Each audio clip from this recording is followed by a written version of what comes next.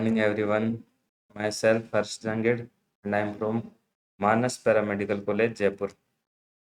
आज हम आपके लिए लेके आए हैं रेडियोग्राफी डीआरटी फर्स्ट का एक इम्पोर्टेंट टॉपिक रेडियोग्राफिक ग्रिड। तो अपन रेडियोग्राफिक ग्रिड की इंट्रोडक्शन की बात करते हैं। तो radiographic grid is use to reduce scattered radiation. Radiographic grid होती क्या है? ये एक ऐसा इक्विपमेंट है हमारी रेडियो डायग्नोसिस में जिससे हम क्या करते हैं, जो हमारी इमेज पर स्कैटर्ड रेडिएशन पहुंच रही है उस स्कैटर्ड रेडिएशन को रिड्यूस करने के लिए जो इंस्ट्रूमेंट, जो गैजेट या जो इक्विपमेंट अपन यूज में लेते हैं, that is called radiographic grid. It improves image contrast. Radiographic grid का प्राइमरी पर्पस क्या है? ये क्या करता है, हमारी जो स्कैटर्ड रेडिएशन होती है उसको एब्जॉर्ब करेगा और स्कैटर्ड रेडिएशन को एब्जॉर्ब करने से एज अ रिजल्ट हमें क्या मिलेगा, हमारा जो इमेज का कॉन्ट्रास्ट होगा वो क्या हो जाएगा, इम्प्रूव हो जाएगा। इमेज का कॉन्ट्रास्ट इम्प्रूव कैसे होगा? जैसे ही अपन किसी भी कोई भी इमेजिंग करते हैं तो पेशेंट से निकलने वाली रेडिएशन एक प्राइमरी बीम होती है और एक स्कैटर्ड रेडिएशन होती है। प्राइमरी बीम हमारी इमेज कंस्ट्रक्शन में बहुत इंपॉर्टेंट रोल प्ले करती है। जो प्राइमरी रेडिएशन जाती है उसी से हमारी इमेज बनती है। लेकिन जो स्कैटर्ड कंपोनेंट होता है, स्कैटर्ड कंपोनेंट क्या होता है, वो इमेज रिसेप्टर पे परपेंडिकुलर होने के बजाय किसी दूसरे एंगल पे जाके क्या करता है, उस रिसेप्टर से क्या करता है, इंटरेक्ट करता है। तो ये ओवरऑल क्या करता है, ये हमारी इमेज में क्या है, फॉगिंग क्रिएट कर देता है। जो रेडिएशन का स्कैटर्ड कंपोनेंट है वो हमारी इमेज की क्वालिटी को क्या करता है, डिग्रेड करता है। तो इमेज में हमें कंट्रास्ट इम्प्रूव करने के लिए एक इक्विपमेंट यूज में लेना होता है, that is called grid. Grid का इन्वेंशन किसने किया था? ग्रिड का इन्वेंशन किया था गुस्ताव बक्की ने। ठीक है। और commonly used in diagnostic radiography, यानी कि जो हमारा रेडियोग्राफिक ग्रिड है उसको अपन कहाँ यूज में लेते हैं? रेडियोग्राफी में जनरली अपन यूज में लेते हैं। अब अपन बात करते हैं कंस्ट्रक्शन ऑफ ग्रिड। ग्रिड का कंस्ट्रक्शन कैसे होता है? ग्रिड में अपने पास तीन कंपोनेंट्स होते हैं। पहला होता है लेड स्ट्रिप्स, दूसरा होता है एक केज प्रेजेंट होती है जिसके ऊपर हमारी लेड स्ट्रिप्स क्या होती है, अरेंज्ड होती है। तीसरा, इन लेड स्ट्रिप्स के बीच में क्या होता है, एक स्पेस होता है। और वो स्पेस कौन सा होता है? एक लो अटेन्यूएटिंग मैटर का वो स्पेस होता है। कंस्ट्रक्शन की बात करते हैं तो consist of lead strips separated by radiolucent material. यानी हमारी ग्रिड में प्राइमरी कंपोनेंट क्या होता है, लेड स्ट्रिप्स। वो अरेंज कैसे होती है? उनके बीच में स्पेसिफिक रेडियोल्यूसेंट मटेरियल प्रेजेंट होता है। यानी कि हर ग्रिड स्ट्रिप एक दूसरे से क्या है, एक स्पेसिफिक डिस्टेंस पर अरेंज्ड होती है और उनके बीच में क्या प्रेजेंट होता है, एक रेडियोल्यूसेंट मटेरियल प्रेजेंट होता है जो क्या करता है, रेडिएशन को बिना किसी अटेन्यूएशन के ग्रिड से पास होने देता है। Lead strips absorb the scattered radiation. अब ग्रिड काम कैसे करती है? हमारी जो लेड स्ट्रिप्स है वो क्या करती है, स्कैटर्ड कंपोनेंट जो होता है ना रेडिएशन का, उसको एब्जॉर्ब कर लेती है। अब अगर हमारा स्कैटर्ड कंपोनेंट एब्जॉर्ब हो जाएगा, हमारी सिर्फ प्राइमरी बीम इमेज रिसेप्टर पे जाएगी, तो ओवरऑल हमें जो इमेज मिलेगी उसका कॉन्ट्रास्ट हमें क्या मिलेगा, बहुत अच्छा कॉन्ट्रास्ट मिलेगा। नेक्स्ट है एल्यूमिनियम और fibre is used as interspace material. जैसे मैंने बताया, जो इंटरस्पेस मटेरियल है वो हमारा क्या होना चाहिए, रेडियो लूसेंट होना चाहिए। यानी कि जो रेडिएशन के लिए कोई भी अटेन्यूएशन प्रोड्यूस नहीं करे, वो रेडिएशन को इजीली ग्रिड से ट्रांसमिट होने दे, ऐसा अपन इंटरस्पेस यूज में लेंगे। और ऐसा इंटरफेस, ऐसी प्रॉपर्टी रखने वाला इंटरफेस कौन सा होता है, जैसे एल्यूमिनियम या फिर कोई कार्बन फाइबर। ठीक है। नेक्स्ट है grid are placed between patient and image receptor. जो हमारी ग्रिड होती है, रेडियोग्राफिक ग्रिड जो होती है, उसका प्लेसमेंट कहाँ करते हैं अपन? जो पेशेंट होता है और हमारा इमेज रिसेप्टर होता है, उन दोनों के बीच में अपन क्या करते हैं, ग्रिड को प्लेस करते हैं। अब ग्रिड को प्लेस करने का कारण कि पेशेंट और इमेज रिसेप्टर के बीच में ही ग्रिड को प्लेस क्यों किया गया? उसका कारण ये है, हमारा स्कैटर्ड कंपोनेंट प्रोड्यूस कहाँ से होता है? पेशेंट से। अगर स्कैटर्ड कंपोनेंट हमारा पेशेंट से प्रोड्यूस हो रहा है, देन वो पेशेंट से कहाँ जाएगा? इमेज रिसेप्टर पे जाएगा। अब अगर पेशेंट से प्रोड्यूस हुआ हुआ स्कैटर्ड कंपोनेंट हमारा इमेज रिसेप्टर पे जाएगा, तो वो क्या करेगा? हमारी इमेज की क्वालिटी को खराब करेगा, वो हमारे कॉन्ट्रास्ट को क्या करेगा? रिड्यूस करेगा। इसलिए अपन क्या करते हैं, उस स्कैटर्ड कंपोनेंट को एलिमिनेट करने के लिए, उसको हटाने के लिए ग्रिड यूज में लेते हैं और उस ग्रिड को पेशेंट और इमेज रिसेप्टर के बीच में प्लेस करते हैं। ओके, नेक्स्ट है हमारा वर्किंग प्रिंसिपल। रेडियोग्राफी में या और कहीं भी अपन कोई भी इक्विपमेंट यूज में लेते हैं, तो अपने पास क्या होता है? उसका कुछ ना कुछ प्रिंसिपल होता है कि वो किस प्रिंसिपल पे काम कर रहा है। उसी तरह हमारा ग्रिड के लिए भी क्या होता है? एक स्पेसिफिक प्रिंसिपल होता है कि वो किस प्रिंसिपल पे काम कर रहा है और वो कैसे काम कर रहा है। ग्रिड का जो वर्किंग प्रिंसिपल होता है वो होता है, primary radiation passes through the grid and scattered radiation is absorbed. ठीक है, ग्रिड का जो अपना प्रिंसिपल होता है, ग्रिड का प्रिंसिपल क्या होता है? ग्रिड ट्रांसमिट करता है या अपने अंदर से ट्रांसमिट होने देता है किसको? सिर्फ प्राइमरी बीम को। जस्ट लाइक हमने एक्सपोज किया, प्राइमरी बीम आया पेशेंट पर, देन पेशेंट से ट्रांसमिट हुआ वो, और फिर वो गया इमेज रिसेप्टर पे। अब हमने क्या कर रखा है, जो हमारा इमेज रिसेप्टर है और जो पेशेंट है के बीच में क्या लगा रखी है? हमने ग्रिड लगा रखी है।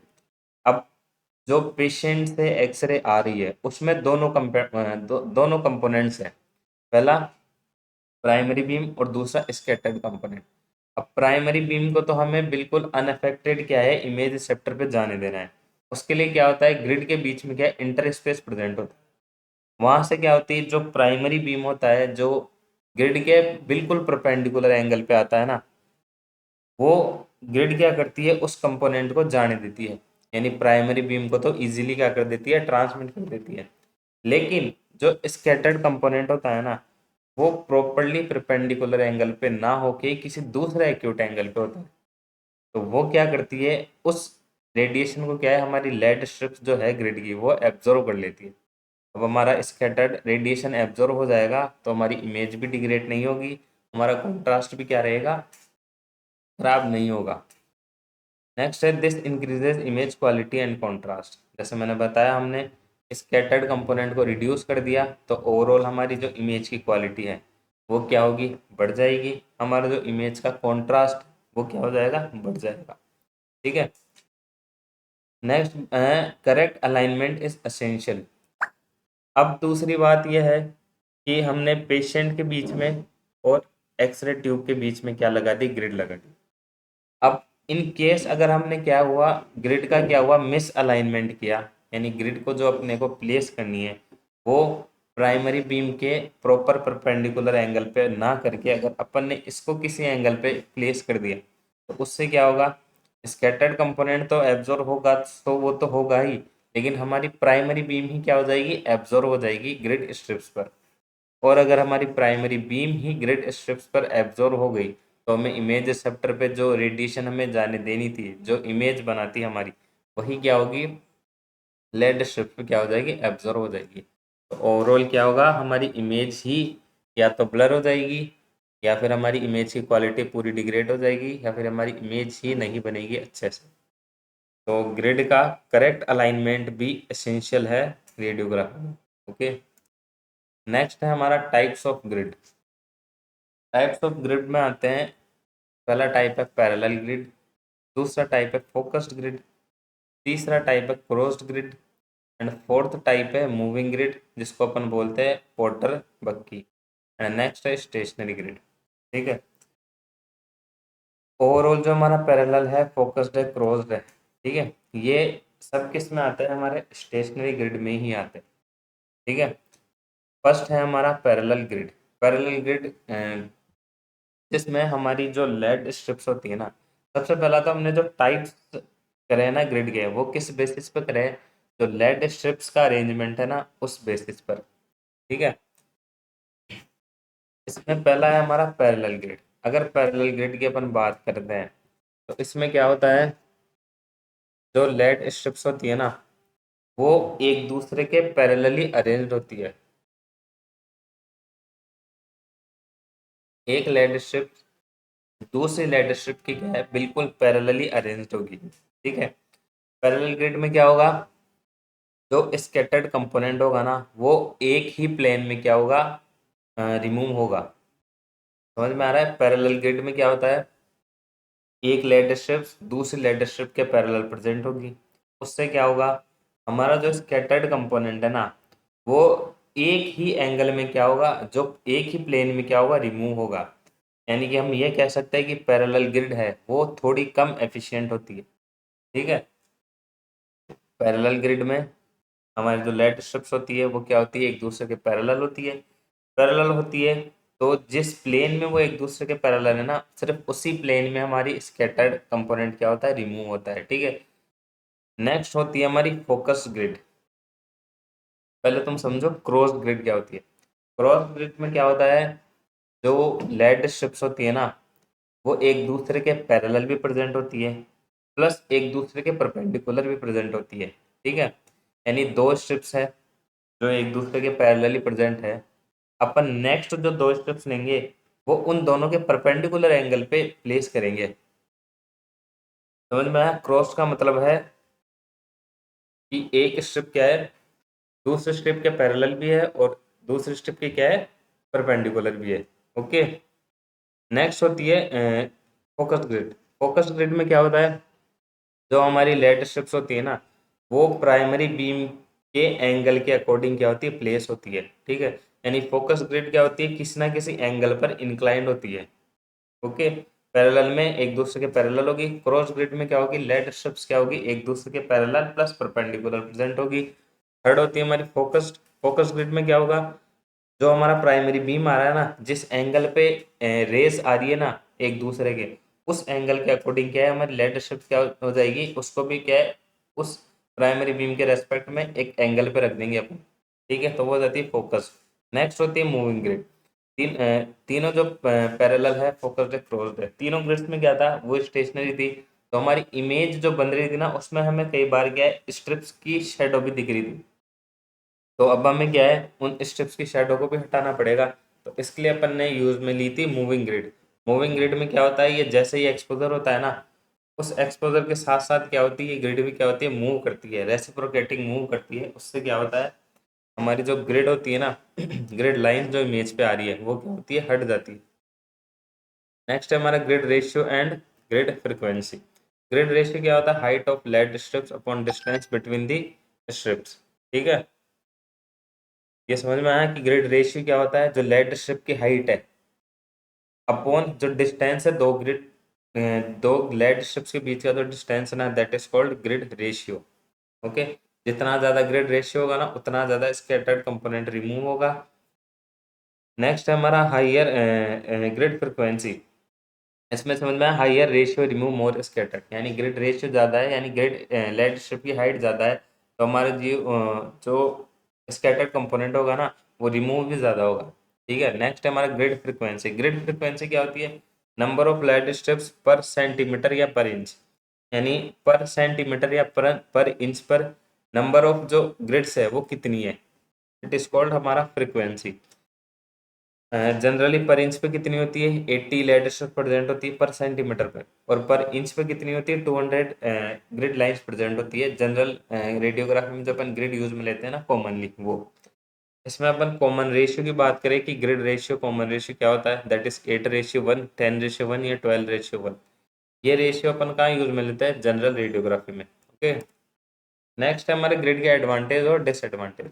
एडवांटेज की बात करें तो ग्रिड लगाने से हमें क्या मिलेगा, बेटर इमेज कॉन्ट्रास्ट मिलेगा, हमारा जो स्कैटर्ड रेडिएशन है वो क्या हो जाएगा, रिड्यूस हो जाएगा। तो डिसएडवांटेज की बात करते हैं अगर अपन ग्रिड के, तो ग्रिड के एडवांटेज क्या होता है, पहला एडवांटेज है ये हमें बेटर इमेज कॉन्ट्रास्ट प्रोवाइड करता है। ग्रिड का काम क्या है, ये स्कैटर्ड रेडिएशन को हटा देता है। जैसे ही हमारी स्कैटर्ड रेडिएशन रिमूव हो जाती है प्राइमरी बीम के साथ से, तो उससे क्या होता है, हमारा जो इमेज कॉन्ट्रास्ट है वो क्या हो जाता है, बेटर हो जाता है, इमेज में फॉगिंग नहीं होती है, स्कैटर्ड कंपोनेंट रिमूव हो जाता है। नेक्स्ट डिसएडवांटेज की बात करें अगर, तो डिसएडवांटेज में पहला डिसएडवांटेज है हमारा इसमें इंक्रीज पेशेंट डोज। ग्रिड क्या करता है, कुछ ना कुछ कंपोनेंट को तो उससे क्या होता है, हमें पेशेंट को डोज बढ़ा के देनी पड़ती है। जो रिक्वायर्ड डेंसिटी हमें चाहिए उसके लिए हमें पेशेंट को क्या है, डोज थोड़ी बढ़ा के देनी पड़ती है। पहला डिसएडवांटेज इसका ये है। दूसरा है ग्रिड कट ऑफ एरर में अकर।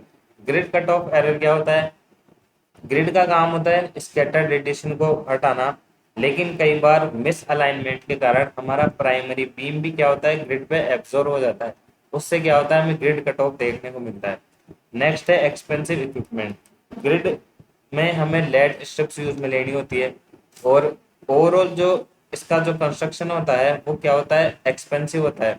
इसलिए अपन इसमें एक अल्टरनेटिव जो एक अल्टरनेट अपने पास स्टेप है वो यूज में लेते हैं। वो कौन सा होता है, एयर गैप टेक्निक। वो इसलिए होता है क्योंकि ग्रिड हमें क्या होती है, थोड़ी एक्सपेंसिव होती है, तो उसको कंपेंसेट करने के लिए अपन क्या करते हैं, एयर गैप टेक्निक का यूज में लेते हैं।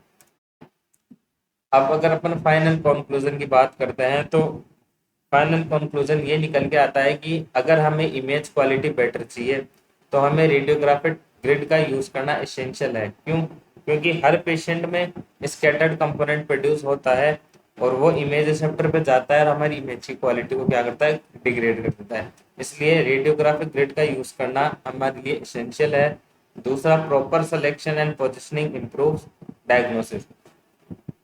ग्रिड का proper alignment, patient positioning proper और फैक्टर्स प्रॉपर अपन लगाएंगे ना, तब भी हमें क्या है, इमेज क्वालिटी अच्छी मिलेगी। तब भी हम क्या है, पेशेंट के डायग्नोसिस को क्या कर सकते हैं, इम्प्रूव कर सकते हैं। Understanding grid principle is important for DRT student. तो अपन ये कह सकते हैं कि जो भी रेडियोग्राफर है, अपना एक्सरे टेक्नीशियन है, उसको ग्रिड के बारे में प्रॉपर नॉलेज होनी चाहिए। दूसरा, ग्रिड प्लेसमेंट की उसकी प्रॉपर नॉलेज होनी चाहिए। ग्रिड जो अलाइनमेंट होता है उसका भी प्रॉपर नॉलेज होना चाहिए। तभी हम ग्रिड का क्या है, स्पेसिफिक और सही तरीके से यूज ले सकते हैं। आई होप ग्रिड आपको समझ में आया होगा। Okay, thank you.